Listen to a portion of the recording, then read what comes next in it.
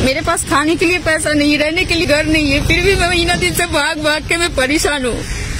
मेरे जो भी पैसे थे मेरे हिस्से के मैंने उसको दे दिया। तो जो आपका मामला है, ऐसी और भी बहुत लड़की हैं जिनके साथ में ऐसा हुआ कि हिंदू लड़कों ने मुसलमान लड़कियों को इस तरीके से फंसाया।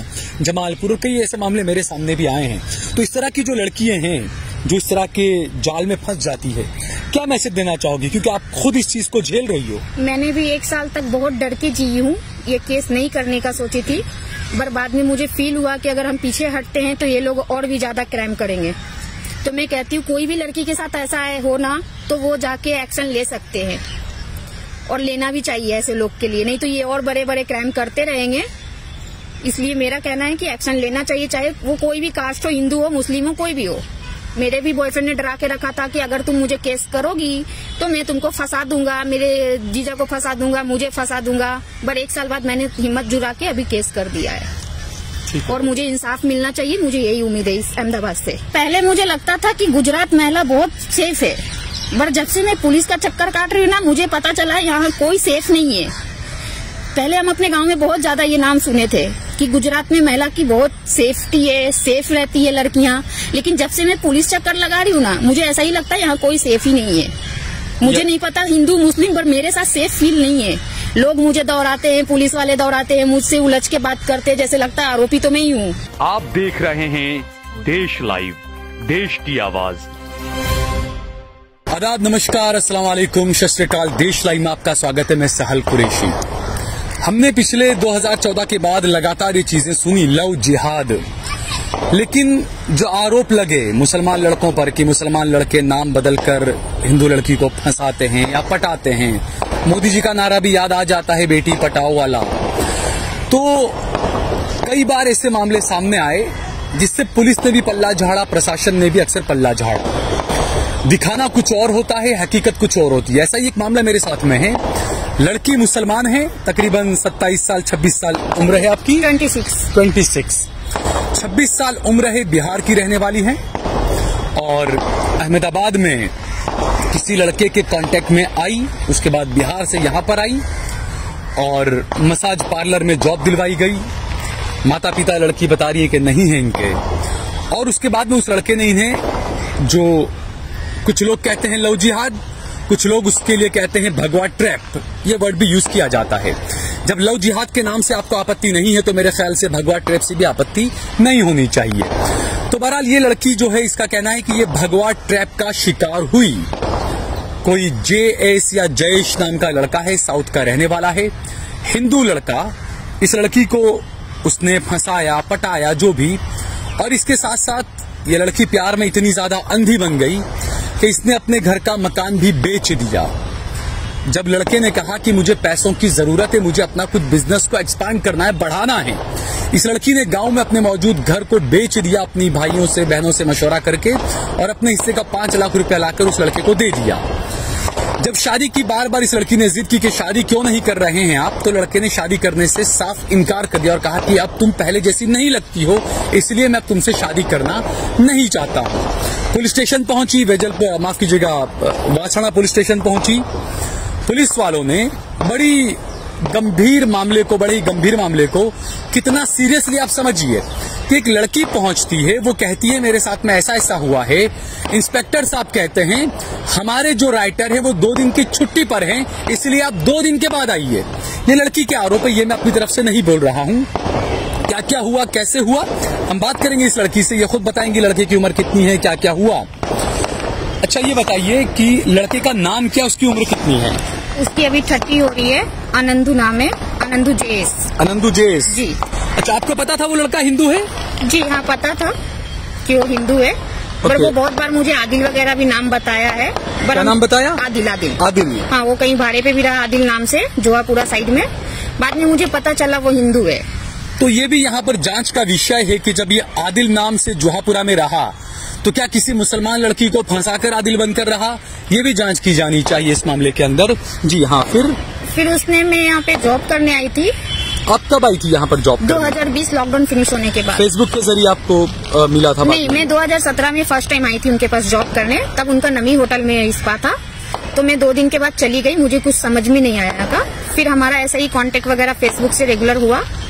फिर 2020 में लॉकडाउन के बाद उनको बहुत फाइनेंशियल प्रॉब्लम था, कस्टमर नहीं था बोल के उन्होंने मुझे बोला लड़की का रिस्पांस अच्छी होती है, आप थोड़ा आके मेरे शॉप में कॉलिंग कर दो, मैं 15,000 आपको सैलरी दूंगा। कॉलिंग के लिए आपको बुलाया, कॉलिंग करने के लिए कॉलिंग करने के लिए मैं आने टाइम उसने 15,000 एक्सेप्ट किया था। मुझे 3-4 महीने तक पैसे दिए भी उन्होंने, और फिर रिलेशन में आने के बाद उन्होंने डायरेक्ट पैसा देना बंद कर दिया। तो आप साथ में लिव इन में रहते थे, आपके साथ में लिव इन में रहता था वो? कहाँ पर रहते थे आप? ये पालड़ी में, गाँव में। फिर क्या हुआ? वहाँ से हम रिलेशन में आने के बाद फिर हम शादी वादी का मैटर डिस्कस करने टाइम। कितने साल रिलेशन आपका चला? 2 साल 1.5 साल। 2 साल। हाँ। और शादी का आपसे वो कब से बोल रहा था, या आप फिजिकल आप जो बताया आपने? फिजिकल होने टाइम ही उन्होंने मुझे बोला था कि मैं कल मैरिज कर दूंगा। अभी फिजिकल करने टाइम में उनको नहीं बोलने टाइम उन्होंने बोला कल का कल मैं मैरिज कर दूंगा, कोई इशू नहीं। उनके ऊपर उस टाइम कोई केस चल रहा था, वो मुझे पता नहीं था। क्या केस चल रहा था, कुछ पता है आपको? अभी मुझे पता चला उनके ऊपर ऑलरेडी एक 376 केस हो चुका है। ऑलरेडी हो चुका है। यानी जो मैंने कहा कि वो आदिल नाम से रह रहा था, नाम था उसका जे शमेंदु JS, लेकिन वो आदिल नाम से रह रहा था कहीं पर। तो जो आरोप लगते हैं कि मुसलमान लड़के ऐसा करते हैं, मुसलमानों के साथ ऐसा हो रहा है, असल में हकीकत कुछ उल्टी। आप खुद देखिए इस चीज को दोस्तों। हाँ, फिर बीच में मैंने उसको शादी वादी का फोर्स किया तो वो रोज एक स्टोरी बनाते थे, कल करेंगे, परसों करेंगे, ये करेंगे, वो करेंगे, पर नहीं किए उन्होंने। पैसा उनको जब भी प्रॉब्लम आया तो वो दारू पी के हमारे पास रोना धोना, ड्रग्स लेके रोना करके। अच्छा, दारू शराब ड्रग्स सब करता था? सब करते, गांजा ड्रग्स चरस सब चीज लेते हैं वो। तो उसके बाद भी आप उसके साथ थी? नहीं, मैंने बहुत बार उनको मना किया है, तो वो घर छोड़ के बाहर से लेके आते हैं। अच्छा। मैंने बहुत बार कोशिश किया कि वो नहीं ले ये सब चीज, तो बाहर से वो लेके आते हैं, फिर दारू पीते हैं, दारू पी के मुझे मारते थे, पीटते थे। पैसा नहीं देने टाइम, उनको खाना देने टाइम वो खाना भी उठा के फेंक देते थे। मैंने फिर घर बेच के उनको 5 लाख रुपया दिया, बहुत फोर्स करने के बाद। अभी उनका कहना है कि पूरे 20 लाख रुपया मुझे दे दो तो मैं आपसे मैरिज कर लूंगा। अच्छा, यानी जो आपने गांव में घर बेचा है तो वो कह रहे हैं कि वो पूरा 20 लाख रुपया मुझे दो तब मैं मैरिज करूंगा आपसे। जी। ये कब कहा? ये अभी मेरा 1 महीना 2 महीना 3 महीना पहले का मैटर है। 3 महीने? हाँ, 3 महीना पहले का मैटर है।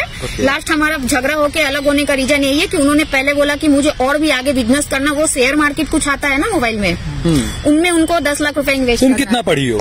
मैं 2 क्लास तक बस पढ़ी नहीं हूँ, बस घर में थोड़ा बहुत पढ़ना लिखना जानी हूँ, स्कूल नहीं गई हूँ।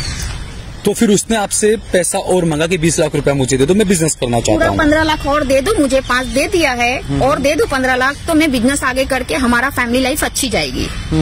सिस्टर वगैरह के बारे में सोच के कोई मतलब नहीं है, दे दो। दीदी को बोलो मैं बाद में दूसरा घर खरीद के दे दूंगा। और जब मैं जॉब करने आई थी ना, तब मैं उसको बिजनेस पार्टनर के लिए भी 4 लाख रुपए दी थी। अच्छा, पहले 4 लाख अलग दिया था, बाद में 5 लाख रुपया और आपने दिया। अभी तो मैं एक 9 लाख रुपया दे चुकी हो? 9 लाख रुपया।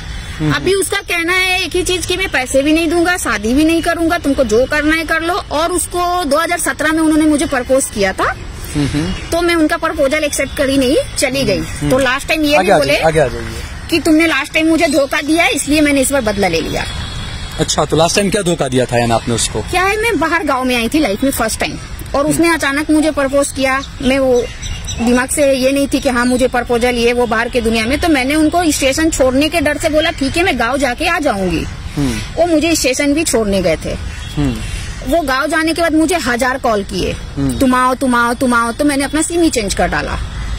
वो बाद में 2020 में। तो इस दौरान आपको उसने कहा कि मैं मुसलमान बन जाऊंगा या मुसलमान हूँ? या बहुत बार बोले हैं कि अगर आपको, मैं आपसे बहुत प्यार करता हूँ, आप जो भी बोलोगे वो मैं एक्सेप्ट कर दूंगा। क्योंकि हमारे गांव में केरला में मुस्लिम लोग की ज्यादा वैल्यू है, और हमारे गांव में कास्ट का कोई प्रॉब्लम नहीं है। मैं मुस्लिम भी बन जाऊंगा, तुम जो बोल दो सब कर दूंगा। अच्छा, ये कब कहा था उसने? ये 2022 में कहा था उसने। अच्छा, उसके बाद शादी के लिए हमने वकील वगैरह से बात किया, लेकिन वो कभी भी मेरे को फोन ही नहीं अलाउड किया 3 साल तक। फोन अलाउड नहीं किया? यानी आपको फोन यूज करने नहीं देता था? उनको डाउट है कि मैं गलत करूंगी, या फिर मैं कोई लड़का से एक्स्ट्रा मैरिड अफेयर रखूंगी, या दूसरा बॉयफ्रेंड रखूंगी। बहुत लड़कियों को वो देखते हैं इस काम में, तो वो मेरे बारे में भी ऐसा ही सोचते थे। मैं भी उनकी खुशी के लिए फोन नहीं रखती थी, सिर्फ कॉलिंग फोन था मेरे पास छोटा वाला, उससे मैं गेस्ट को कॉलिंग करती थी, उसके आगे कोई नहीं। अच्छा, उसके अलावा कोई तुम्हें फोन नहीं? कोई फोन नहीं, कुछ भी नहीं। अगर मुझे घर में भी जाके सीरियल वगैरह देखना है तो मैं उसके फोन में ही देखती थी। अच्छा, सुबह 9 बजे ड्यूटी जाती थी। अच्छा, फिर अचानक 4 तारीख को 3 तारीख को क्या हो गया? अचानक क्या हुआ कि मैं आई अहमदाबाद उसको ढूंढने। आने टाइम वो मुझे इससे पीछे वाले महीना 12 तारीख को मैं अहमदाबाद आई थी। आई तो मैं पुलिस स्टेशन भी गई, वहाँ जाके देखा। तुम कब चली गई थी वापस? तुम तो 2020-21 में आ गई। रमजान रमजान में वापस चली गई थी, क्यों? ईद करने गाँव। अच्छा, ईद करने गई थी तुम? तो वो मुझे बोला मैं गाँव जाके जॉब ढूंढ लेता हूँ, और जॉब ढूंढने के बाद मैंने 20 लाख नहीं दिया तो उसको, फिर हम दोनों शादी करेंगे, आप थोड़ी दिन घर पे रहो। उसने खुद ने आपको कहा कि आप घर पर रहो, हाँ। बाद में शादी करेंगे। हाँ। ओके, फिर मैं गाँव चली गई। वहाँ जाके मैं बहुत कॉलिंग वगैरह की। एक कॉल उसने लास्ट मुझे किया और बोला मैं इंडिया छोड़ रहा हूँ, तुमको जो करना है कर लो, मैं आपके साथ नहीं रहूंगा, क्योंकि मेरा फाइनेंशियली प्रॉब्लम बहुत है, आप हेल्प भी नहीं कर रहे। अच्छा, आप हेल्प नहीं कर रही हो इसलिए? हाँ। अच्छा। तो हस्बैंड को कोई हेल्प करता है ना, फिर भी मैंने बोला पहले तुम शादी कर लो फिर मैं हेल्प करती हूँ। ऑलरेडी बिना शादी का इतना हेल्प किया है। बोला ऐसा नहीं, शादी के बाद क्या है, मैं तुम्हारा हस्बैंड हूँ, कर दो बोल के नहीं दिया मैंने। फिर मैं अहमदाबाद आई ईद और बकरीद खत्म करके। अहमदाबाद आने का तो उसको ढूंढी, फिर बात की, तो उसने 4 तारीख को रूम लिया जहाँ भी हम रह रहे हैं। रूम लेने के बाद मैंने गांव से ही पैसा वैसा मंगवा के भाड़े उड़े दे दिए सब चीज। अच्छा, अभी और तुमने पैसा मंगवाया? कितना मंगवाया? 15,000। किससे मंगवाया? मेरी दीदी से, सिस्टर से। वो 15,000 दे के मैंने मकान मालिक को भाड़ा वगैरह दे के घर लिया। 4 तारीख को उसने रात में ड्रग्स लेके आया रूम में, ड्रग्स लेके आके ड्रग्स लिया। अभी जब ये जो मकान तुमने लिया, कितने टाइम से यहाँ पर रह रही थी उसके साथ तुम लिव इन में? अभी यहाँ तो एक ही दिन रात में वो रुका, 4 तारीख का नाइट। ओके। 4 तारीख को नाइट में मुझे पूरा रफली मुझे यूज भी किया, बाइट वगैरह किया, सब चीज किया।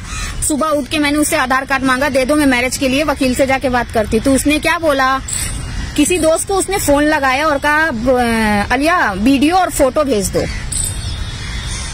अच्छा, ऐसा पता नहीं किसी को फोन लगाया उसने, उससे सामने से यही बोला आधार कार्ड मांगने टाइम कि तुम्हारी कोई वीडियो वगैरह कुछ उसके पास है क्या, फोटो वीडियो? ये कंफर्म नहीं, लेकिन उस दिन मुझे ऐसा फील हुआ है उसके पास वीडियो। अच्छा, उसके बाद? तो उसने वीडियो और फोटो मंगाया, तो मैं बोला कौन सा फोटो है, कौन सा वीडियो है? मुझे गुजराती में बात करता है वो लड़का? नहीं, हिंदी में, केरला लैंग्वेज। आप बोलो अलिया? ओके, ठीक है। अलिया तो केरला लैंग्वेज है। अच्छा, फ्रेंड को बोलते हैं। ओके। उसने बोला कि थोड़ा वीडियो और फोटो भेज दो। मैंने बोला कौन सा फोटो वीडियो है मुझे भी बताओ, क्योंकि मैं तो आपके पास ट्रस्ट करके रहती हूँ। अगर आप ऐसा मुझे गलत यूज कर रहे ना तो मुझे सुसाइड करना पड़ेगा। तो उसने डायरेक्ट क्या बोला कि जब टाइम आएगा ना तब मैं आपको दिखा दूंगा, टेंशन मत लो। उसके बाद फिर चला गया? उसके बाद मैंने बोला आधार कार्ड दे दो, शादी करते। बोला नहीं करूंगा, मैं 15 दिन जेल में जाके बैठूंगा, लेकिन नहीं करूंगा। तो मैंने पुलिस स्टेशन में 100 नंबर पे कॉल की, क्योंकि वो ड्रग्स लेके बैठा था वहाँ पे। 100 नंबर पे कॉल करने तक मुझे वहाँ पालरी का एड्रेस नहीं पता था। उन्होंने बोला कि आप पुलिस स्टेशन जाके FIR कर दो। आपका जो नया मकान है वहाँ का एड्रेस नहीं पता था आपको कौन सा है? ओके। रात में ही गई थी मैं, पालरी 4 रास्ता बता रही थी कंट्रोल रूम में, पर वो उनको समझ में नहीं आ रहा था, पूरा परफेक्ट एड्रेस चाहिए था। और मेरा बॉयफ्रेंड बता नहीं रहा था परफेक्ट एड्रेस। तो फिर उन्होंने 100 नंबर पे बोला आप कोई भी बासना या वेजलपुर पुलिस स्टेशन कहीं भी जाके आप कर दो पालरी। मैं फिर नहीं गई। फिर मैंने वकील को फोन किया। क्यों नहीं गई आप? क्योंकि मुझे यहाँ का कुछ समझ में नहीं आता। मैं जब भी पुलिस स्टेशन जाती हूँ तो पुलिस स्टेशन वाले मेरे ऊपर चिल्लाते हैं।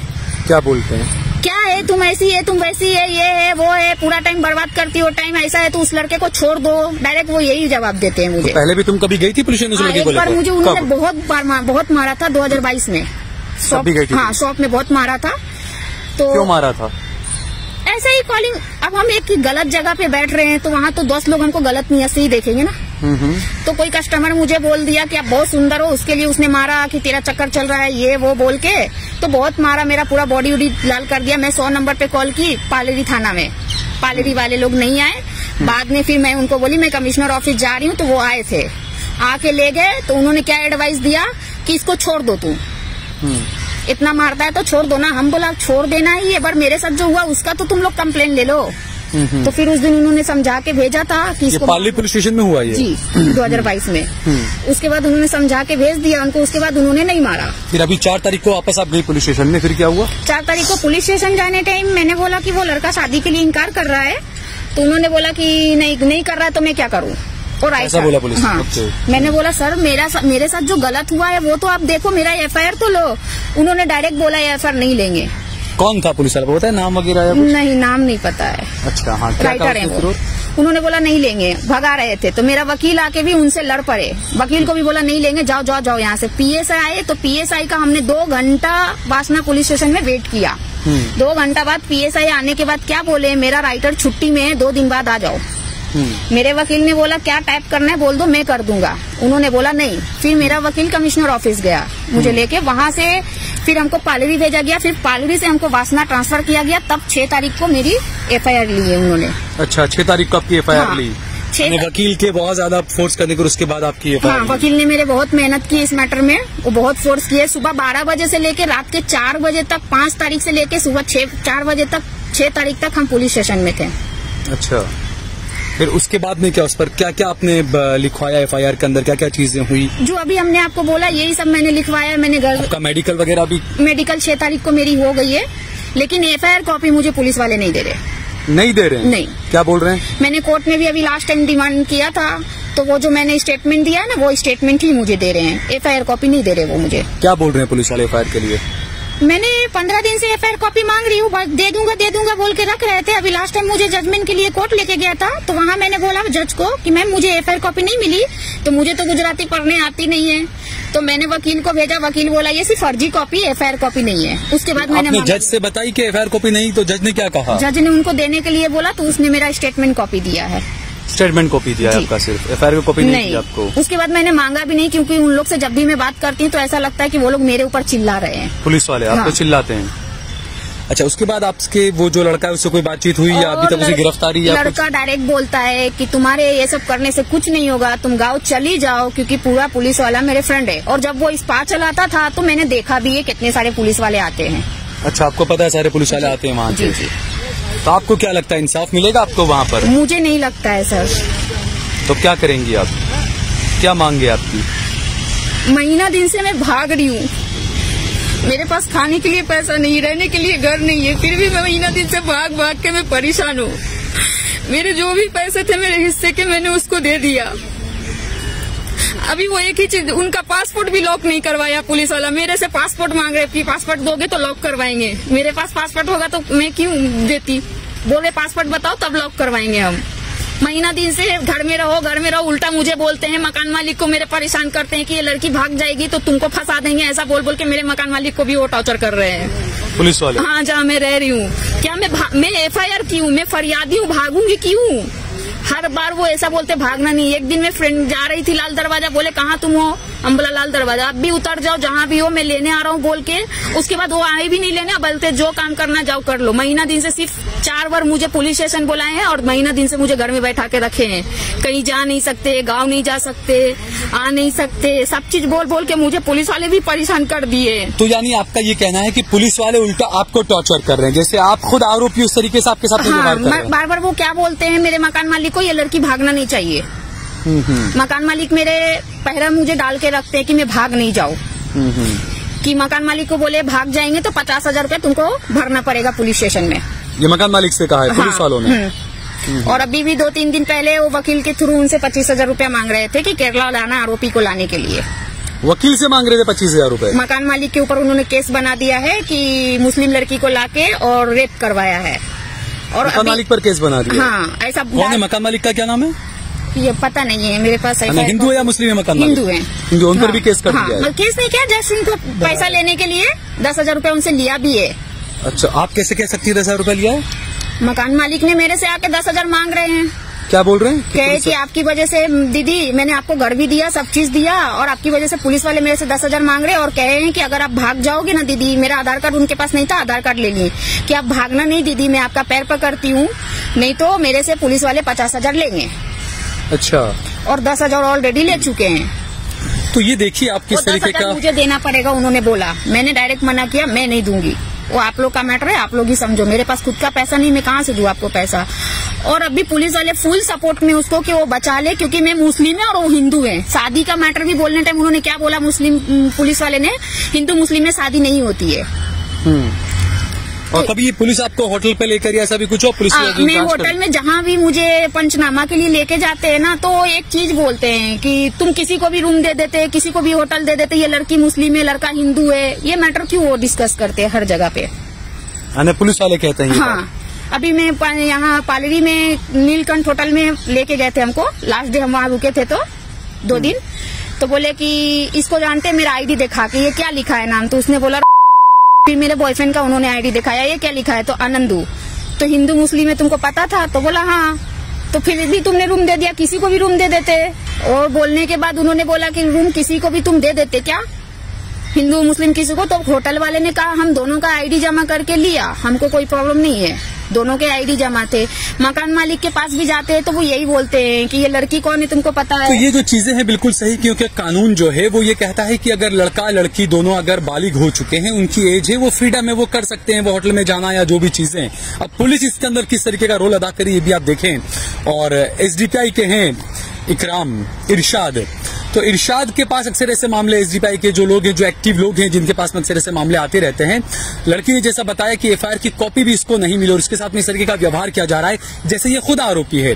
इरशाद, जो एफआईआर की कॉपी आपके हाथ में नहीं आई है तो उसके लिए क्या कर रहे हैं आप, कैसे इस केस को आगे कर सकते हैं? जी, असल में पुलिस का काम है कि कोई भी अगर एफआईआर करवाने के लिए कोई भी लड़का या लड़की कोई भी बंदा जाता है तो उसको एफआईआर की कॉपी पुलिस के इंस्टेंट देनी चाहिए।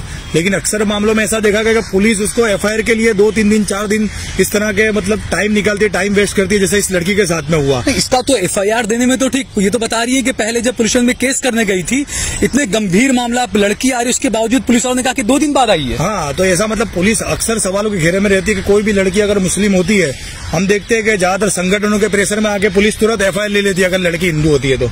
लेकिन मुस्लिम लड़की अगर एफआईआर करवाने जाती है तो उसको बार बार टॉर्चर किया जाता है, तो इतना हैरान किया जाता है कि ताकि वो एफआईआर ही ना करे। तो आप तो गुजरात में रहते हैं, ये सारे मामले देखते हैं, तो यही असली गुजरात मॉडल है क्या जो है? यही असली गुजरात मॉडल है, क्योंकि हम देखते हैं कि बेटी पढ़ाओ बेटी बचाओ का नारा देने वाली सरकार है।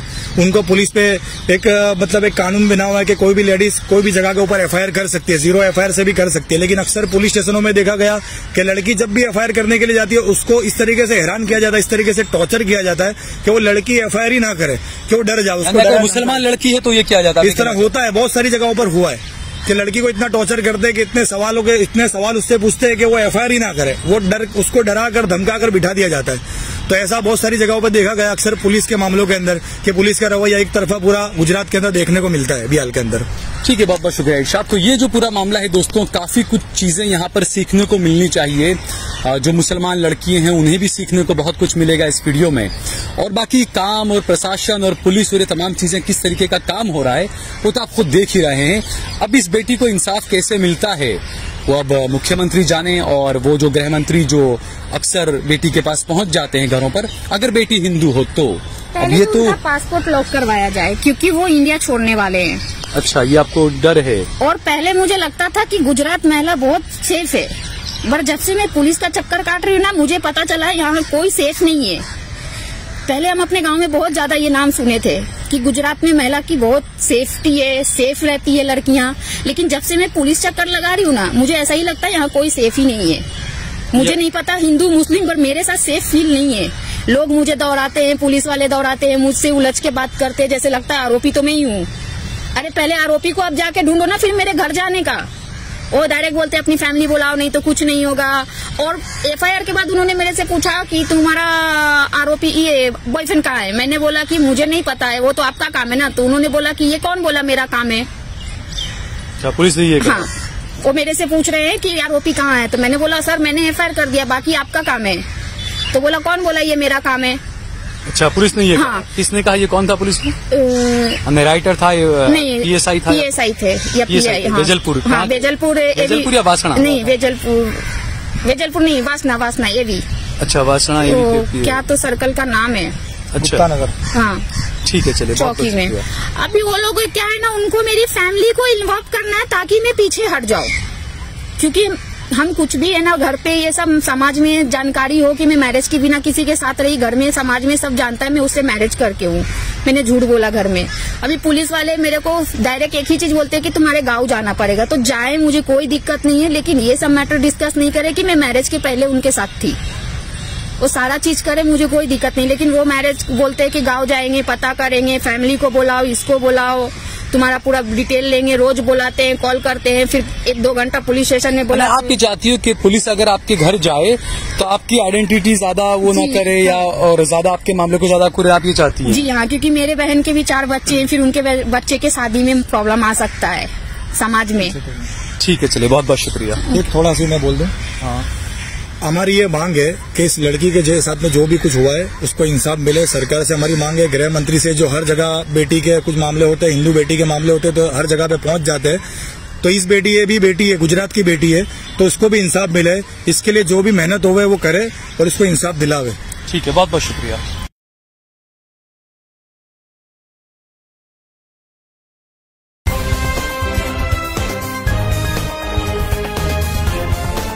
देश और दुनिया की तमाम छोटी और बड़ी खबरों के लिए हमारे चैनल को सब्सक्राइब करना न भूलें और बेल का बटन जरूर दबाएं।